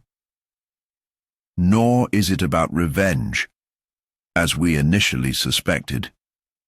The true motive behind this crime runs much deeper, into the very fabric of the past. It's a psychology of desperation, of obsession." Watson looked at him in confusion. But what could be so important that someone would kill and deceive so mercilessly? Holmes turned and fixed his gaze on Watson, his eyes steely and resolute. The crime was never about material gain. No, this is about the distortion of a person's very identity, about erasing the past in order to reconstruct it in their own image. The killer didn't want Blackwood's fortune. They wanted control over something far more intangible. Watson frowned, struggling to understand. "You mean they wanted power over the family name?" Holmes shook his head, then pointed to the journal. "Not the name. Lydia Marshall's legacy." Watson's brow furrowed. "Lydia Marshall? She's been dead for years." "Yes," Holmes confirmed, his voice dropping to a whisper, as if the very mention of her name in the house might bring it to life. But Lydia Marshall's death wasn't an isolated tragedy. It was the beginning of something far more insidious, a scheme that led all the way to Blackwood's own demise. Watson looked at him, still lost in the maze of clues and theories. "You've lost me, Holmes. How is Lydia Marshall tied to all of this?" Holmes paused, his gaze flicking between the journal and Watson's puzzled face. Lydia Marshall wasn't just another woman in Blackwood's life. She was a part of a legacy, an unspoken pact between the Blackwoods and her family. A pact that was meant to ensure the survival of both families, yet one that Blackwood ultimately betrayed. "Survival?" Watson echoed, his voice full of disbelief. "But she died long before we ever arrived at Grimwood Hall." "That's the key to understanding everything," Holmes replied. "Her death was no accident. It was part of a far larger game, one involving deceit and manipulation, designed to change the course of history for both the Blackwoods and the Marshalls. Lydia's disappearance was orchestrated by someone who wanted to rewrite the past and erase a connection that could ruin everything." Watson took a step closer, his voice urgent. "So, the killer, they wanted to hide this secret?" Holmes nodded. "Precisely. The killer isn't just trying to cover up the murder of Blackwood, or even the disappearance of Mrs. Greaves. They were trying to erase Lydia Marshall from the record. Her death was never meant to be known, and her existence was to be completely wiped from the Blackwood family's history." Watson's eyes widened as the depth of the situation became clear. "But why? Why go to such lengths?" Holmes exhaled sharply, his fingers gripping the journal tighter. "Because Lydia Marshall was a witness. She knew too much about a deal that went sour, a secret that could have ruined the Blackwood family's name. She knew of the pact, the one that promised mutual protection in exchange for something far more valuable." Watson's face began to pale as the pieces of the puzzle clicked into place. The pact was to ensure that neither family would ever betray the other. Exactly, Holmes said. But Blackwood did betray that pact, and Lydia knew that the balance of power had shifted. She was the last living soul who could expose the truth, and she knew it. But her death? That wasn't just the end of one chapter. It was the beginning of a twisted web of deception designed to cover it all up. And now, we're watching the final act unfold. Watson's mind raced as he tried to wrap his head around the magnitude of the plot. So, Mrs. Greaves, she's been covering for someone all along. She must have known the truth. Holmes nodded again. Yes, she had no choice but to protect the very secret that had been buried for years. The family had buried Lydia's involvement deep. Her death was made to look like a tragic accident. But now, years later, someone is willing to kill to keep it buried. Watson was speechless for a moment, the weight of Holmes's words settling in. Then, as the pieces continued to connect in his mind, he finally asked, "Who do you think is behind it all, Holmes?" Holmes turned toward the door, his eyes narrowing. "There's only one person who stands to gain from this web of lies, Watson. Someone who has carefully positioned themselves to manipulate every twist of fate and every piece of evidence." Watson held his breath, his mind searching for the answer. "You mean Mrs. Greaves?" Holmes's face darkened. "No, Watson. It was never Mrs. Greaves. She was just a pawn in this game, trying to cover for someone who had much more at stake." He stopped by the door, his fingers tapping lightly against the frame. "The true mastermind, the one who orchestrated the entire chain of events, the one who killed Edwin Blackwood to protect the secret and eliminate anyone who might expose. It was none other than his own brother, Thomas Blackwood." Watson recoiled, his eyes wide with shock. "Thomas? But he's been right under our noses this entire time. We've questioned him. He's been so forthcoming." Holmes gave a grim smile. "Exactly. That was the brilliance of his deception. Thomas Blackwood had nothing to fear. He'd already won. He knew that the real evidence, the journal, Lydia Marshall's story, was tucked away, hidden beneath layers of lies and deceit. He played the perfect role, portraying himself as the grieving brother, the man who stood to inherit the estate." "But why did he kill Edwin Blackwood?" Watson asked. "What was his final goal?" "Control, Watson. Thomas wanted the estate to himself, but more importantly, he wanted to erase any trace of Lydia's influence on the family's legacy. He wanted to ensure that no one ever learned the truth, that his family's fortunes had been founded on a deal made with the Marshalls, a deal that was now dead and buried." Holmes's eyes burned with determination as he turned toward Watson. "We've reached the end, Watson. The killer's motive has been exposed. Now we must act before Thomas Blackwood can erase any more evidence." As Holmes and Watson prepared to confront the final piece of the puzzle, the walls of Grimwood Hall seemed to close in around them, the shadows long and threatening. The game was almost over, but the danger had only just begun. The fog outside Grimwood Hall had thickened, swirling in dense, impenetrable clouds, shrouding the house in a blanket of cold silence. Inside, the tension was palpable, the air heavy with expectation. Holmes stood by the window, his keen eyes scanning the darkened grounds, fully aware that tonight everything would be decided.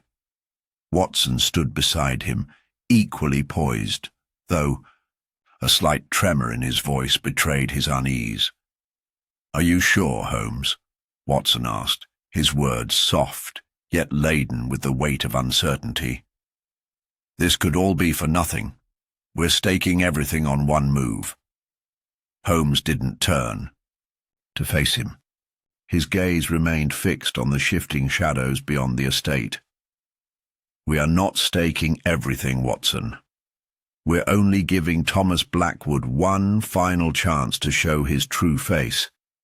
After all, his mask is slipping, and tonight he will be forced to reveal what lies beneath. Do you think he'll confess? No, Holmes replied with a quiet certainty. He will try to escape. People like Thomas never confess. They run. Watson nodded, the pieces finally falling into place as Holmes's plan began to make sense. And when he does, then we'll have him. The plan had been simple, or at least it appeared that way. Holmes had arranged for a meeting in the library, a place where they could be certain of Thomas's presence without interference. The only flaw, Watson feared, was how deeply embedded Thomas had become in the fabric of Grimwood Hall, how expertly he had hidden his guilt beneath layers of grief, wealth, and an inherited legacy. Would Holmes's trap be enough?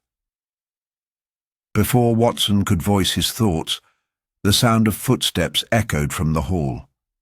Holmes straightened, his demeanor shifting to that of a man who had already won. Watson's hand hovered instinctively over his pocket, where the revolver was tucked for safety, but Holmes gave him a subtle shake of the head. Remember, Watson, the game is not one of brute force. It's of the mind. The door opened, and Thomas Blackwood entered, his steps deliberate, his face wearing the same solemn expression that had masked his guilt for so long. He glanced between the two men, his eyes briefly flicking to the half-empty glass of brandy resting on the table beside Holmes. "Gentlemen," Thomas said with a tight smile, "I trust there's no need for formalities at this point. You've caught me, no doubt." Holmes inclined his head slightly, an almost imperceptible acknowledgement of Thomas's surrender before the confrontation had truly begun. "Not quite, Mr. Blackwood. But we've come to understand that you've been hiding far more than just your brother's death." Thomas's brow furrowed slightly, but he maintained his composure, stepping forward with a faint smirk. "I'm not sure what—" "You mean, Holmes, my brother is dead and I stand to inherit his fortune? I assume that's what this is about." "No, it's not the fortune," Holmes said, his voice carrying a note of finality. "It's the truth." Thomas's posture stiffened, and for a moment the mask cracked, just enough for Holmes to catch a glimpse of the terror that lay beneath it.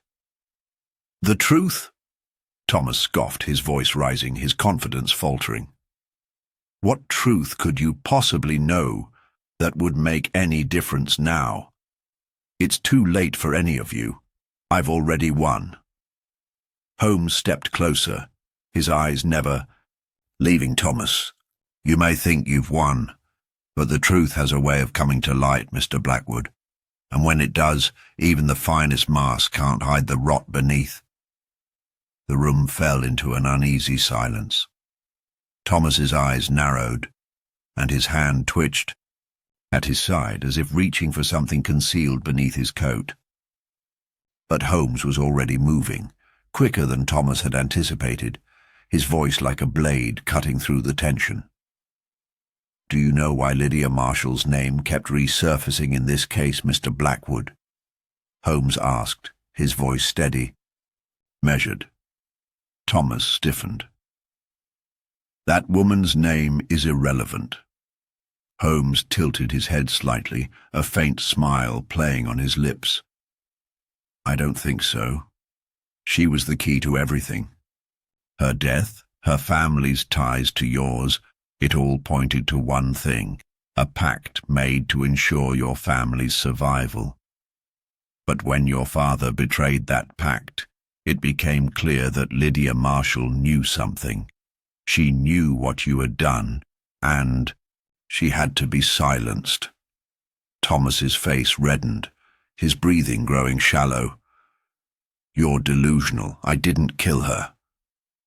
Holmes stepped forward, his voice calm but carrying the weight of certainty. "You didn't kill her, Mr. Blackwood? Then how did you come to inherit the family's wealth if your brother's death was nothing more than an unfortunate accident? No. You were the one who orchestrated it. You made sure that Lydia's legacy was buried along with her. And when she became a threat to your carefully constructed life, you eliminated her." Thomas took a step back, his face twisting into something between rage and fear. "I don't need to listen to this. It's too late for you." Before Holmes could respond, Thomas's hand shot out, his fingers brushing against the object concealed beneath his coat. In an instant, a gleam of steel flashed through the dimly lit room. Watson's instincts kicked in. He drew his revolver with a speed that surprised even him, aiming it squarely at Thomas's chest. "Stop, Mr. Blackwood," Watson commanded, his voice steady but filled with authority. "You've lost." For a brief moment, Thomas froze, his hand still gripping the concealed weapon. But the terror in his eyes was unmistakable. He knew he was caught, the game over. Holmes's trap had worked, as it always did.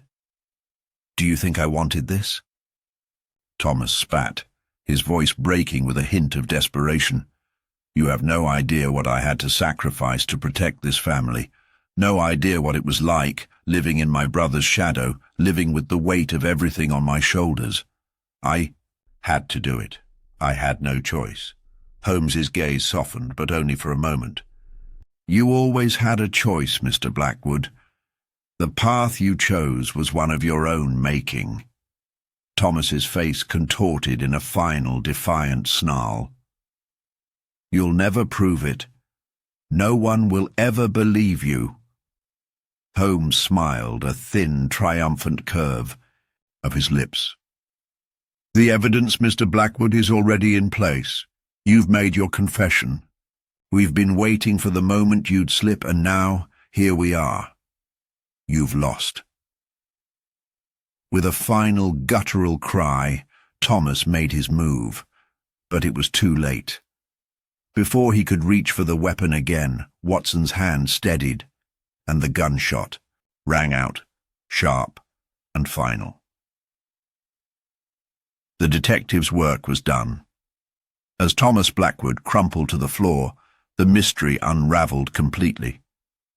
Grimwood Hall, once a place of shadow and deceit, was now quiet. The truth had come to light, and with it, the darkness that had plagued the Blackwood family for generations finally began to dissipate. Holmes turned to Watson, his voice low but resolute. "It's over, Watson. The truth always finds its way to the surface, no matter how deeply it's buried." And as the first rays of dawn broke through the fog, the two men walked out of Grimwood Hall, leaving behind the remnants of a legacy steeped in betrayal and lies, ready to face whatever mysteries awaited them next. The air was still as Holmes and Watson stepped outside Grimwood Hall, their shoes crunching softly on the gravel driveway. The first light of dawn had begun to push the oppressive fog aside, revealing the sprawling estate that had borne witness to so much deceit. The weight of the night hung in the air between them, quiet but final. The case was closed, or so it seemed. Holmes, always perceptive, remained unusually silent, his gaze fixed ahead, his mind still turning over the events of the last hours. Watson, who had long ago learned to trust Holmes's intuition, followed his friend's lead but could not shake the feeling that something was amiss. "Holmes," Watson ventured, breaking the silence, "do you think we've truly solved it?" Holmes's lips curled slightly into a smile, but it didn't reach his eyes. "We've solved what Thomas Blackwood thought was the case, Watson. That much is certain." "And the rest?" Watson pressed, sensing an unease he couldn't quite place. "What about the pieces of this puzzle that don't seem to fit?" Holmes stopped walking, his brow furrowing as he turned to face Watson. "You've noticed it too, haven't you?" "The inconsistencies?" Watson asked, raising an eyebrow. "The sudden bursts of emotion from Thomas, the strange mannerisms of certain witnesses." Holmes nodded gravely, his eyes narrowing. "It's all been a carefully constructed diversion. A smokescreen, Watson." Watson felt a chill run through him, as though the shadows of Grimwood Hall were not quite finished with them. He knew that when Holmes spoke like this, the mystery was far from over. "But I don't understand. If Thomas was the killer, if he confessed, then who else is involved?" Watson asked, his voice lowering as the gravity of the situation grew heavier. Holmes's gaze drifted back to the mansion, his thoughts deepening with every passing second. Not Thomas. He may have been the instrument, but he was not the mastermind. The words hung in the air like a riddle, and Watson's stomach twisted in confusion. Who then? Watson breathed, the enormity of Holmes's statement hitting him. Who else had a hand in all of this? Holmes remained silent for a long moment, his eyes calculating, piecing together fragments of a larger hidden truth. Then, without warning, he turned swiftly on his heel, heading back toward the mansion with a renewed urgency. "Come, Watson. It seems we've been chasing the wrong trail." The two of them hastened back inside, where the shadows of the past still seemed to cling to the walls, unwilling to let go. Holmes's eyes darted from corner to corner as if he were seeing the room for the first time. "I believe I've been blind, Watson," Holmes said, his voice sharp. "There is one element that we missed, the final piece. An object so small, so subtle, it never stood out amidst the chaos." Watson watched him, unable to grasp what Holmes was referring to. "What do you mean?" Holmes walked to a table in the corner of the room, his fingers brushing against the surface as though searching for something invisible. Then his hand came to rest on a small silver key. It was simple, unremarkable, an item anyone could have overlooked. "This key," Holmes said softly. "This is the last link in the chain, and it is not Thomas who holds it. It's someone else entirely." Watson stared at the key, then back at Holmes, a sense of dread creeping up his spine. "Who else, Holmes? Who could it be?" Holmes's lips tightened into a grim line. "Someone who has been playing a far more intricate game than we realized. Someone who was always a step ahead. Someone who knew exactly how to manipulate every piece, including Thomas." Without waiting for an answer, Holmes turned and approached the door that led to the cellar beneath Grimwood Hall. As he unlocked it with the silver key, Watson felt a knot tighten in his stomach. "Holmes, what are you doing?" Watson asked, his voice thick with a mix of curiosity and concern. "We're going to see just how deep the web truly goes, Watson," Holmes replied, his voice low. "And you'll see who the true mastermind is." They descended into the cold, damp darkness of the cellar. The atmosphere was stifling, oppressive. The air was thick with the scent of dust and old wood. Holmes's footsteps were deliberate as he moved toward a corner of the room, where a small, hidden compartment had been tucked away in the shadows. "Look closely, Watson," Holmes said, pointing to the faint outline of a door in the far wall. "There, behind the brickwork, that is where the real secret of Grimwood Hall lies." As the two men approached, Holmes's gloved hand traced along the edges of the compartment, and with a gentle push, the hidden door creaked open, revealing A narrow passage beyond. Without hesitation, they stepped inside. The passage was long and twisted, leading them through several dark corridors, until at last they reached a chamber dimly lit by a single candle flickering at the far end. The walls were covered in dusty portraits of past Blackwood family members, their faces frozen in time, staring down at them with an eerie intensity. At the centre of the room stood a figure, a woman whose presence sent a shiver down Watson's spine. She was tall, with sharp features and cold eyes that gleamed with an unsettling knowledge. "Ah, Holmes," she said, her voice smooth and composed. "I've been waiting for you." Holmes didn't flinch. "Lady Margaret Blackwood," he said, his tone as calm as ever. "I should have known it would be you." Lady Margaret stepped forward, her heels clicking against the stone floor. "You're clever, Holmes, but not clever enough to see what was right in front of you. This entire charade, everything with Thomas, it was all my doing, my plan." Watson blinked in disbelief. "But why? Why go to such lengths?" Lady Margaret's lips curled into a smile, a dark, cruel smile. "Because, Watson, the Blackwood legacy was never meant to end with Thomas. I was always meant to take it. You see, I've been running this estate from the shadows for years. Thomas was simply the pawn I needed to set everything in motion." Holmes's mind raced, the pieces of the puzzle falling into place with chilling precision. "And Lydia Marshall?" he asked, the truth finally dawning. "She was the key, wasn't she? She knew you were behind it all." Lady Margaret nodded, her expression triumphant. "Exactly. She had to die. But now, the inheritance, the power, it's all mine. And no one will ever suspect the true mastermind, not when Thomas is the one who's been arrested." Watson felt his heart race as Lady Margaret stepped back, her hands folding neatly in front of her. "It's over, Holmes," she said softly.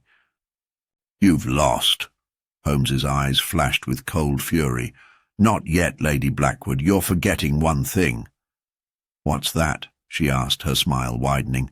"You've underestimated me." In that instant, Holmes's hand shot out, his fingers expertly grabbing the small device hidden in his coat pocket. A quick, calculated movement, and the faint sound of a trap being triggered echoed through the chamber. The law had caught up with her at last, and as Lady Margaret's eyes widened in shock, Holmes knew the case was finally and definitively closed. Lady Margaret Blackwood's shock quickly turned to fury as the trap clicked into place, the iron door of the chamber slamming shut with a deafening echo. Her eyes flashed with panic, but Holmes remained composed, standing firm. "It's over, Lady Margaret," he said calmly, his voice the unwavering certainty of someone who knew the outcome before the game had even begun. Watson's breath quickened, a mixture of relief and apprehension rising within him. He was still processing the gravity of the situation. They had caught her, but something about the whole scene still didn't sit right. He glanced at Holmes, who was already observing the woman with a calculating look in his eyes. Lady Margaret, hands trembling, tried to back away, but the walls of the chamber offered no escape. She was trapped in the very labyrinth she had so carefully constructed. "You can't do this," she hissed, her voice venomous. "You have no proof. I've covered my tracks. You'll never get away with this." Holmes took a step closer, his eyes narrowing. "I've already won, Lady Blackwood. You failed to account for the smallest of details, the key you thought was so insignificant. It opened a door you thought no one would find. The portraits on the wall, they were more than just decoration. They told the story of a family, yes, but they also told the story of a woman who believed she could get away with murder." Watson looked at the paintings, their eyes now seeming to follow him as he stepped toward them. It was only now, in the presence of the full truth, that he realized the significance of those images. The faces, the way they were arranged, every detail now made sense. They had been subtly rearranged to conceal her deception, just as Lady Margaret had tried to manipulate the very evidence. "How did you know?" Watson asked, still reeling. "You never gave any hint." Holmes smiled faintly. There were too many contradictions in Lady Margaret's story from the start. The way she described her brother's sudden change in behavior, the manner in which she claimed to have been the dutiful sibling when she had, in fact, been the one pulling the strings all along. It was all a carefully crafted performance. He turned to face her fully. And then there was the matter of Lydia Marshall's involvement. The woman who had been the unwitting catalyst of your carefully laid plans. You underestimated her too, and that, Lady Margaret, was your downfall. The woman sneered, still defiant. "You think I've lost, don't you? Even if you have evidence, you'll never convince anyone else. It's my word against yours." Holmes's face remained unflinching. "It won't be just my word, lady. Margaret, it's already too late for that. Your own actions have already sealed your fate. There is one thing you didn't account for: the human instinct to deceive, to cover up, to mask the truth. But there's something more important than the human instinct to make mistakes." He motioned to the chamber once again, to the walls, to the paintings, to the compartment they had just uncovered. "Everything you did, from setting Thomas Blackwood up to orchestrating Lydia's death, left a trail so subtle that no one but I would have seen it, and that is why you failed." Lady Margaret's eyes flickered in the dim light, as if weighing her next move. The walls felt like they were closing in on her. She opened her mouth to speak, but before she could utter another word, Holmes turned sharply, motioning for Watson to follow. The trap had already been set, and now there was no more need for words. The law would handle the rest. Watson stepped forward, but as they exited the chamber, something in the air shifted. A strange sense of finality hung over the case, a gnawing feeling that lingered despite their victory. Holmes's unwavering composure was impressive, but Watson couldn't shake the feeling that the story wasn't over. "You're not convinced, are you, Watson?" Holmes asked, his voice a quiet murmur as they moved down the narrow passage. Watson hesitated before replying. "I'm not sure. The pieces are all here, Holmes. You've connected the dots, and yet I can't help but feel like there's something we've missed." Holmes glanced sideways at his companion, a spark of amusement flickering in his eyes. "That, Watson, is the true beauty of our profession. The truth is never as clear-cut as it seems. Every case, every resolution, leaves a mark on us, a subtle imperfection, but it's in those imperfections that we find our understanding." Watson paused, considering his friend's words, but the unease he felt remained, lurking just below the surface. The puzzle had been solved. Lady Margaret was caught, and the evidence had been carefully laid bare. But something felt off, like the lingering trace of a spectre, a shadow that refused to be banished. As they emerged from the darkened halls of Grimwood, the early morning light greeted them once more. The storm clouds that had gathered during the night were slowly dissipating, and the first rays of sunshine cast long shadows across the grounds. The mansion, now bathed in the glow of the new day, seemed almost peaceful, too peaceful for the chaos it had borne witness to. The authorities had already arrived, eager to secure Lady Margaret and her confession. They would undoubtedly soon place her under arrest, and justice would be served, at least on the surface. The case seemed to be drawing to a close. But Holmes's eyes, still sharp and calculating, scanned the mansion one last time, as if he were searching for something hidden just beyond his reach. "You know, Watson," Holmes said, his voice thoughtful, "it's fascinating how often the truth can be buried beneath layers of deception. But no matter how well we hide it, the truth always finds a way to the surface." "And you, Holmes," Watson said with a wry grin, "seem to have found a way to dig it out every time." Holmes did not respond immediately, his gaze still distant. "There's one last thing I need to address," he said, his voice more serious now. "The question remains, did we truly catch the right culprit, Watson? Or was there someone else lurking in the shadows, pulling strings we have yet to see?" Watson looked at his friend, suddenly aware that the satisfaction of their victory was not as complete as it seemed.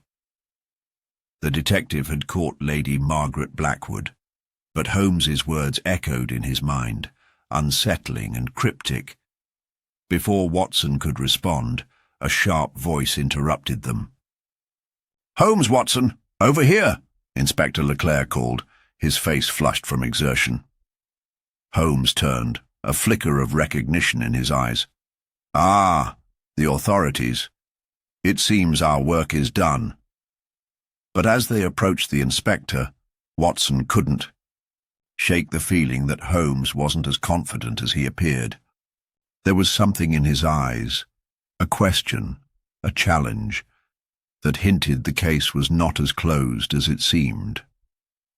As they spoke with Leclerc, a cold wind swept through the grounds of Grimwood Hall, whispering of things left undone, of truths still buried in the shadows. The cool air of the early morning felt refreshing against Watson's face as he walked alongside Holmes, both men heading back toward the main gates of Grimwood Hall. The mansion, now quiet and still, seemed almost like a forgotten memory, its dark history bound up in the secrets it had housed. The case had been solved. Lady Margaret Blackwood was under arrest, her cruel machinations unraveled at last. Yet, as they walked, the weight of the puzzle that had occupied their lives for the past weeks began to lift, but not without leaving behind something else, a sense of unfinished business that gnawed at Watson's gut. He glanced at Holmes, who walked with his usual composed gait, his hands clasped behind his back, but there was a distinct air of contemplation about him that Watson couldn't ignore. "You're thinking about it, aren't you?" Watson asked, breaking the silence. Holmes didn't immediately respond. His gaze, which had been directed ahead, shifted toward the horizon. He was scanning the landscape as though the answers to a riddle were just out of reach. "Thinking about what?" Holmes finally asked, his voice light but with an edge of something darker beneath it. "The case," Watson said. "It's over. Lady Margaret is in custody. Everything points to her being the one responsible, but you're not convinced, are you?" Holmes didn't meet his companion's eyes immediately, instead pausing to gaze at the empty road ahead. For a long moment, there was only the sound of their footsteps as they walked together, the breeze rustling through the trees. Then, at last, Holmes spoke, his voice quieter than usual. "There's always something, Watson," he said almost to himself. "Something that doesn't fit. A piece of the puzzle that seems too perfect, too neatly placed. Lady Margaret is guilty. Yes, but there was a moment in the investigation when I had the nagging suspicion that the truth was being dressed up too beautifully, almost as though it were meant to be discovered." Watson frowned, trying to digest his words. "Are you suggesting someone else was behind it?" that this whole thing was orchestrated by another. Holmes stopped walking, his gaze still fixed on the horizon. I can't shake the feeling, Watson, that we've only uncovered the surface of something much deeper. Lady Margaret was ambitious, but her ambition wasn't what drove her to these lengths. No, she was just the instrument. There's a hand. Behind her actions, someone who has remained hidden. Watson stopped beside him, trying to follow Holmes's reasoning. But who? Holmes's eyes narrowed, and he turned slightly to face Watson. It's the way she spoke about Lydia Marshall, the way she acted so innocent, as if she were protecting someone else. It was almost as if she knew we were looking in the wrong direction, steering us toward her while someone else lingered in the shadows, pulling the strings. Watson's mind raced. He had seen the signs. He had heard the subtle contradictions, the cracks in Lady Margaret's story that didn't quite add up. But he hadn't seen the full picture, not like Holmes had. So, you think there's more to it? That there's someone else involved? Holmes nodded, his lips pressing into a thin line. Yes, but for now, we only have clues. The cryptic message Lydia left behind, the missing items from the study, the briefest moments when Lady Margaret seemed to lose her composure. They all point to something greater, something we've yet to uncover. Watson's mind flashed, back to the earlier days of the investigation, to the fragmented pieces of information they had gathered. They had focused so intently on Lady Margaret, believing her to be the mastermind, and yet, as Holmes had pointed out, something didn't feel quite right. The more Watson thought about it, the more he realized the uncomfortable truth. There was something lurking beneath the surface, something more complex than they had originally believed. As they reached the gates of Grimwood Hall, Holmes turned to Watson, his eyes flickering with that familiar spark of curiosity. What if, Watson, this case isn't really over? What if it's only just begun? Watson stared at him for a moment, considering the depth of his words. He felt a chill run through him, as though the very ground beneath their feet had shifted. He had always known that Holmes had a gift for seeing beyond the obvious, for discerning the hidden motives and details that others missed. But now, more than ever, Watson could see that his friend's mind was already leaping ahead to the next phase of the puzzle. "Are you suggesting another murder? Another plot?" Watson asked, his voice barely a whisper. Holmes gave him a slight, enigmatic smile. "No, not another murder, Watson. But the game is never really finished, is it?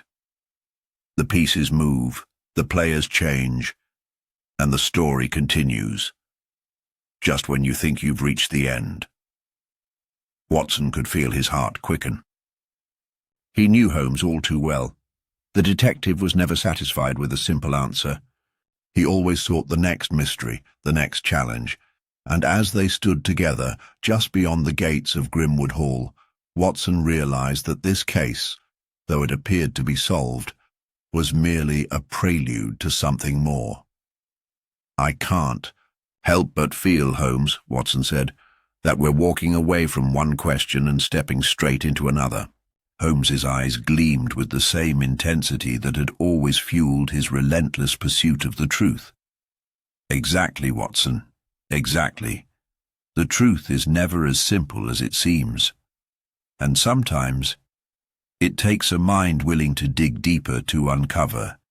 As they turned away from the gates and walked back down the path, the world seemed to quiet around them, as if waiting for the next twist in the story. The investigation at Grimwood Hall may have come to a close, but Watson knew that for Holmes the case would never be truly finished. There was always something more to uncover, a deeper layer of the puzzle yet to be revealed. And as they disappeared into the foggy morning, Watson couldn't help but wonder, would they ever truly solve the final mystery, or would they simply chase shadows forever?